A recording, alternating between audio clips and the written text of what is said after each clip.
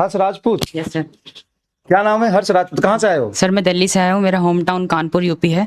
अच्छा। हाँ सर, मेरी नीट में मार्क्स मेरे 627 है, मेरी रैंक 3873 है। अच्छा, यस सर। बहुत बढ़िया। और ये मेरा मतलब ये ड्रॉप ईयर था मेरा। 11th और 12th मैंने अर्जुना और लक्ष्य से किया है। ड्रॉप ईयर में मैं यकीन 2.0 से पढ़ा हूँ। हाँ। और पूरे साल भर मैंने एमआर सर की पूरी क्लास ही ली है। पूरी लिए क्लास? यस सर, पूरी क्लास ही ली। क्लास लिया कि नहीं लिया हो तो अभी ऐसे पता चल जाएगा। Yes sir. मान लो मुझे बोल्ट्जमैन कांस्टेंट की डायमेंशन निकालनी है तो मैं क्या करूंगा? सर फोर्स एंड एनर्जी की रिक्वायरमेंट होगी पहले। हाँ। तो फिर हम मतलब उस फॉर्मूले में पीवी इक्वल्स टू एनआरटी वाला फॉर्मूला लगा के मतलब पीवी बाय एनआरटी में तो आर आ जाएगा। हाँ, PV equal to n by k. Boltzmann constant निकालना हो तो? यस सर, उसको फिर जो एनर्जी का रिलेट करो। अच्छा चलो, कैपेसिटेंस निकालना हो तो? कैपेसिटेंस निकालना हो। हाँ, तो कैपेसिटेंस कौन सी एनर्जी के फॉर्मूले में आएगा? कैपेसिटेंस आएगा एनर्जी क्यू स्क्वायर बराबर। हाँ सही बोल। हाँ सर, वही है सर। हाँ। अब थोड़ा मतलब 1 महीना हो गया। नर्वस हो रहा है, कोई बात नहीं। तो कितने नंबर है तुम्हारे? 627। Yes sir. बहुत बढ़िया। तो नीट में कितने थे पहले वाले में? सर जो अभी 3 मई को हुआ था उसमें मेरे 685 मार्क्स थे। 685 नंबर थे उसमें? 685 नंबर थे। और इसमें 627 है। Yes sir. बहुत बहुत बधाई हो, कॉन्ग्रेचुलेशन। बाकी जो अभी बच्चे पढ़ रहे हैं उनको क्या कहना चाहोगे? सर मैं यही कहना चाहूँगा कि सर जो पढ़ा रहे हैं बिल्कुल मन लगा के पढ़ो और बस। अच्छा। इससे बाहर कुछ नहीं करना। जितने भी संघर्ष असाइनमेंट सर दे रहे हैं सब करते चले जाओ, कुछ मत छोड़ना। इससे बाहर कुछ भी नहीं आएगा। और मंथन असाइनमेंट जरूर कर लेना। जैसे अभी देखा था कुछ ग्राफ वाले क्वेश्चंस थे, कुछ मतलब थोड़े थ्योरी वाले क्वेश्चंस आ जाते हैं ना, तो वो मतलब उससे ही कवर हो जाएंगे आपके। आपको एनसीईआरटी पढ़ना चाहिए कि नहीं? एनसीईआरटी पढ़नी चाहिए, पर एकदम शुरुआत से अभी मत पढ़ना। एकदम एंड में आके जब आपका 1 महीना बचा हो ना, तब आप उसके पॉइंट्स रिपॉन्डर और समरी तो जरूर पढ़ के जाना। और उसके एग्जाम्पल्स जितने भी हो वो सब सॉल्व कर लेना। उसी में से ही मतलब जो एनसीईआरटी से क्वेश्चन उठते हैं मैंने देखा है, उसी में से ही आए हैं सब। बहुत बढ़िया। और कैसे रही जर्नी तुम्हारी? पिताजी क्या करते हैं? मेरे पिताजी सर एक मतलब पेंट के ड्रम बोलते हैं, मतलब उसमें वेल्डिंग का काम करते हैं। कहाँ पे? मेरे पापा यहीं दिल्ली में रोहिणी में काम करते हैं। अच्छा अच्छा।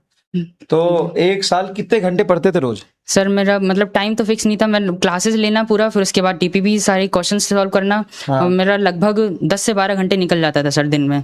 अच्छा। और अभी जो बच्चे पढ़ रहे हैं वो मान लो कि क्वेश्चन प्रैक्टिस करना चाहते हैं तो सबसे पहले उनको क्लास क्वेश्चन करना चाहिए, असाइनमेंट करना चाहिए, जेईई मेंस के पीओई करना चाहिए, एनसीईआरटी करना चाहिए?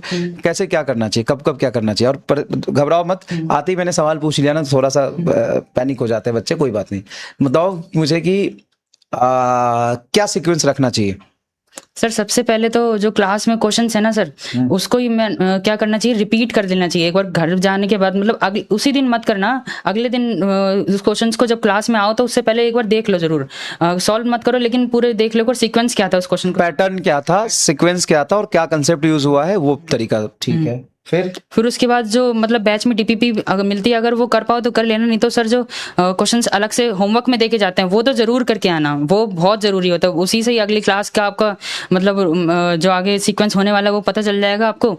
और आगे मतलब जैसे क्वेश्चंस नीट में आते हैं वैसे मिल जाएंगे। और जब वो पूरे हो जाए तो आप अगर टाइम मिलता है तो संघर्ष असाइनमेंट जरूर लगा लेना, उससे आपका एक लेवल ऊपर ही चला जाएगा। हाँ, तो और नहीं होते हैं तो सॉल्यूशन देख लेगा बच्चा, क्या हो गया? नहीं हुआ तो सॉल्यूशन देख लो और उसके बाद आप जेईई मेन साथ साथ में चैप्टर वाइज करते चला। देखो रिवीजन 2 तरीके से करना होता है, एक तो थ्योरी का। जब आप थ्योरी का रिवीजन करो ना तो सिर्फ थ्योरी करो, मतलब उसके कंसेप्ट पढ़ो, जो थ्योरेटिकल पॉइंट है वो पढ़ो, क्वेश्चन मत करो, है ना। क्वेश्चन सारा नोट्स लेके बैठोगे, सारा क्वेश्चन करने का मतलब रिवीजन नहीं होता। और थ्योरी की रिवीजन आपको कम से कम 10 बार करने चाहिए। 10 बार ऐसे कि आपने बेसिक कंसेप्ट देख लिया, थ्योरी देख लिया, पैटर्न देख लिया कि कैसे इस थ्योरी पे कैसे क्वेश्चन आते, बात खत्म। और जब क्वेश्चन की प्रैक्टिस करो तो नोट्स की जो प्रैक्टिस होती है, रिवीजन होती है, वो 1 या 2 बार ही हो पाएगी पूरी क्वेश्चन की रिवीजन। ऐसे नहीं होगी कि आप 10 बार रिवीजन कर लो नोट्स की। नोट्स की रिवीजन जब थ्योरेटिकल करो तो सिर्फ थ्योरी, कंसेप्ट और मेन पॉइंट रिवाइज करो। क्वेश्चन करने हो तो 1-2 बार ही कर सकते हो, ज्यादा नहीं कर सकते। दूसरी बात, क्वेश्चन की प्रैक्टिस करो। जैसे मान लो आज से 4 महीने बाद, 5 महीने बाद तुमको यूनिट एंड डायमेंशन रिवाइज करना है तो थ्योरेटिकल थ्योरी नोट से कर लो, और क्वेश्चन तुम यूनिट डायमेंशन के पीवाई क्यों निकाल लो जेईई मेन के, और उसको करके देखो कि कितने टाइप के अलग अलग सवाल तुम कर पा रहे हो कि नहीं कर पा रहे हो। अभी चैप्टर बैच स्टार्ट हुए 20 दिन हुआ नहीं कि बैकलॉग कहां से आ गया भाई?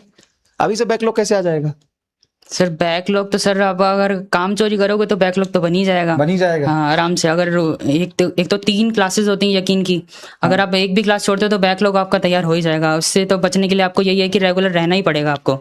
अगर फिर संडे को अगर आप कर पाते हो तो कर लो, उसी दिन कंप्लीट करो बैकलॉग। सही बात है। और दूसरी बात ये बताओ कि टेस्ट में कैसे मैनेज करना चाहिए? टेस्ट तो सर स्टार्टिंग से अभी आप दे रहे हो ना, तो अगर हर संडे दीजिए, और अगर वीक में बीच में टाइम मिल जाता है ना, स्कूल तो है नहीं आपका अभी की, तो मतलब आप थर्सडे या वेडनेसडे कोई दिन सेलेक्ट कर लो, अभी से 2 टेस्ट देने की तैयारी मतलब आदत डाल लो। लास्ट में फिर जब आप एक साथ ज़्यादा इतने सारे टेस्ट देने लग जाते हैं, फिर आपका रूटीन नहीं बन पाता। तो अभी से ही स्लीप शेड्यूल कैसा होना चाहिए? Sleep schedule sir 6 to 7 hours तो जरूर सोना, नहीं तो दिमाग में रिटेन नहीं होने वाला। और 6 से 6 घंटे ही सोना, मतलब 8 घंटे नहीं, 10 घंटे नहीं, 6 घंटे। अब ये भी इनकी 4 ही घंटे सो रहे हो, 4 घंटे सोओगे तो फिर वो एफिशिएंसी कम हो जाएगी। हाँ सर, क्योंकि लंबी लड़ाई है, लड़ाई ऐसे थोड़ी 2 महीने की है। हाँ, जब एग्जाम के पास आ जाओ 1 महीने तो कम कर सकते हो, 5 घंटे कर सकते हो, लेकिन अभी तो आपको पूरा ही सोना पड़ेगा। टाइम कैसे मैनेज करते हो? सर टाइम मैनेज सर, अब जब आप क्लासेस लेना चालू कर देते हैं, अपना पूरा ध्यान लगा देते हैं, वो हो ही जाता है।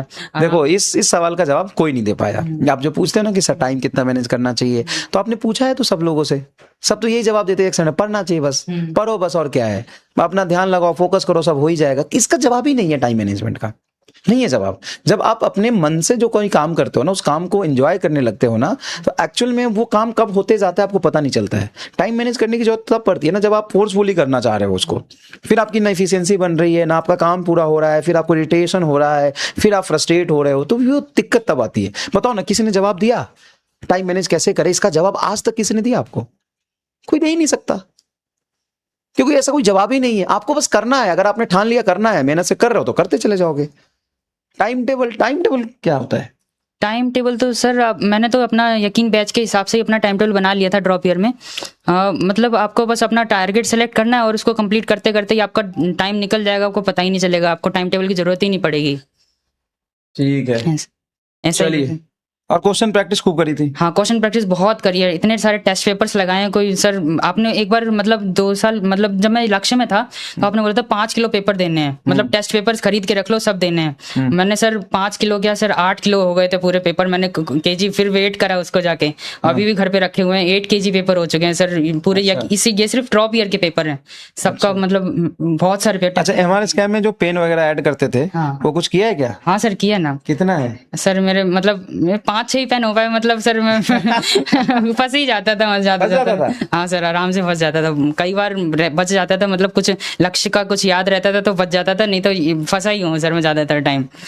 कोई आराम से। ये भी तुम्हारे जैसे हैं, ये अपने आप को रिलेट कर पा रहे होंगे, तो उसमें फंसने की कोई दिक्कत नहीं है, उससे तो कंसेप्ट सीखने को ही मिलता है ना। हाँ सर, बहुत मतलब वो ना रिटेन रहता है। आप जब टेस्ट दे रहे होते ना, मैंने मिशन 30 जब टेस्ट चालू हुए थे, मतलब उसमें MR स्कैम से इतने क्वेश्चन आ रहे थे बार बार, मतलब जैसे ही गलती करके सीखते हैं तो याद रहता है दिमाग में, और वो टेस्ट में मतलब रिफ्लेक्ट कर रहा था। हर 2-4 क्वेश्चन छोड़ के मिशन 30 में तो टेस्ट में थे, बहुत सारे थे। चलो, बहुत बहुत बधाई हो आपको, है ना, कांग्रेचुलेशन। बैठो, घर पे आओ तो खाना खा के जाएंगे, है ना। थोड़ी देर बैठिए, मैं क्लास खत्म करके आता हूँ, है ना, 15-20 मिनट लगेगा। तुम अपने तरफ से कुछ कहना चाहते हो क्या इनको? कुछ भी अपनी तरफ से कह दो। सर मैं तो यही कहना चाहूँगा, बस अगर आपके अंदर हिम्मत है ना, तो बस लगे रहना, छोड़ना मत। अगर आप चाहते हो ना कि एक अच्छा डॉक्टर बनना, अपने देश की सेवा करना, अपने माँ बाप का नाम रोशन करना, तो बस लगे रहना, छोड़ना मत। मेरे बस यही कहना चाहूँगा, बस कभी हिम्मत मत हारना। कोई भी सुसाइडल थॉट अगर आपको आता है ना, तो प्लीज़ अपने माँ बाप की तरफ देख लेना एक बार। सर मेरे साथ यही प्रॉब्लम हुई थी, मतलब आ गया था मेरे को सर, मतलब मेरे साथ जनवरी टाइम पे मतलब एकदम से मार्क्स एकदम लो होना चालू हो गए थे, तो मतलब मुझे ऐसा लगने लगा था मुझे तैयारी छोड़ देनी चाहिए, बिल्कुल ब्रेकडाउन हो चुका था मैं। पर सर फिर जब आप जब इंटरेक्शन करते थे सर, तो हमारे साथ तो पता चला, तो मतलब आपने सब बताया कि ऐसा नहीं करना है, रुपेश सर ने बताया, बहुत समझाया, तो उसके बाद मैंने अपना थॉट बदला। जो होगा वो देखा जाएगा, वो तो भगवान के हाथ में। हमें अपनी मेहनत नहीं छोड़नी, बस कभी भी, बस कभी भी गलत कदम मत उठाना। अपने मम्मी पापा की तरफ जरूर देख लेना एक बार, वो बहुत मेहनत कर रहे हैं आपके लिए। और दूसरी बात यह है ना कि यार आप मेहनत करोगे तभी कुछ रिजल्ट मिलेगा, नहीं करोगे तो क्या मिलेगा, है ना। और मेहनत करोगे, आज कुछ चीजें सीख लोगे, तो एग्जाम नहीं तो कुछ और अच्छा करोगे। ऐसा थोड़ी नहीं कि तुमने सब्जेक्ट सीख लिया, बहुत कुछ पढ़ लिया, मेहनत कर लिया, तो सब खराब थोड़ी ना होता है। सब खराब नहीं होता है, टाइम के साथ उसका यूज होता है, ठीक है ना। चलो बैठो, मैं मिलता हूँ अभी, ठीक है। क्लास पढ़ा देते हैं, नहीं तो ये कहेंगे कि हमारा क्लास खराब हो गया। ठीक है। तुम भी टॉपर्स आते तो तुम क्या सोचते थे? मतलब टॉपर्स तो अब जो होना था सर हो गया, अब मैं टॉपर नहीं, तुम्हारे क्लास में आते थे वो मैं पूछा। चलो ठीक है, टॉपर्स। चलो बहुत बढ़िया। मतलब तुम एक एवरेज स्टूडेंट से, टॉपर तो थे नहीं। हाँ सर, मैं एवरेज स्टूडेंट था। मेरे इन्हीं सारे बच्चों की तरह ही मेरी भी कहानी है सर। हाँ, हाँ, मैं भी बस एवरेज। ये मैं इसलिए वापस ला रहा हूँ इसको, क्योंकि बहुत सारे, हर बच्चा टॉपर तो देखो होता नहीं है, और हर बच्चे को टॉपर बनने की जरूरत भी नहीं है। अब एक बात बताओ, हर बच्चा टॉपर होता है क्या? क्या हर बच्चे को टॉपर बनने की जरूरत भी है क्या? क्या आपको टॉप 100 में रैंक चाहिए, टॉप 200 में रैंक चाहिए क्या? नहीं, हर बच्चे का दिमाग इतना नहीं चलता। तो फिर आपको कैसे आगे बढ़ना है, उसका एग्जाम्पल है ये भाई, कि अगर आप नीचे से भी उठ के लगातार मेहनत करते हो, संघर्ष करते हो, तो आप आगे बढ़ सकते हो ना। यस सर, जरूर, बिल्कुल, है ना। ठीक है, चलिए, thank you so much. Attempt तुम्हारा ये सेकंड था? हाँ सर, सेकंड अटेम्प्ट था, सेकंड अटेम्प्ट। बोर्ड्स में मार्क्स हाँ बता दे। सर, मेरे 10th में बोर्ड्स में 97% आए थे। हाँ। और मेरे 12th में 93% आए थे। 93? तो एवरेज कैसे हुआ? नहीं सर, मतलब कंपटीशन में एवरेज था ना सर वहाँ पे। कैसे? मतलब बोर्ड्स में तो सर वही होता है ना कि मतलब रिपीटेड क्वेश्चंस वही PYQs करके चले जाओ तो आपका आधा काम तो वही हो जाता है। हाँ। मतलब ये कंपटीशन की जब कोई मतलब तैयारी कर रहा होता तो उसमें बहुत प्रॉब्लम आती है सर। मैं बिल्कुल बहुत स्ट्रगल कर रहा था शुरुआत से इसमें। जेई मेंस के क्वेश्चन जब आते थे ना सामने तो मतलब ऐसे लगता था कि ये कौन सा क्वेश्चन उठ के आ गया। बोर्ड्स में तो वही सीक्वेंस में सब लिख के आना होता, थ्योरी रिवीजन बस रट के काम हो जाता है वहाँ पे। मतलब चलो चलो, थैंक यू सो मच, है ना, मिलते हैं अभी थोड़ी देर में, ठीक है।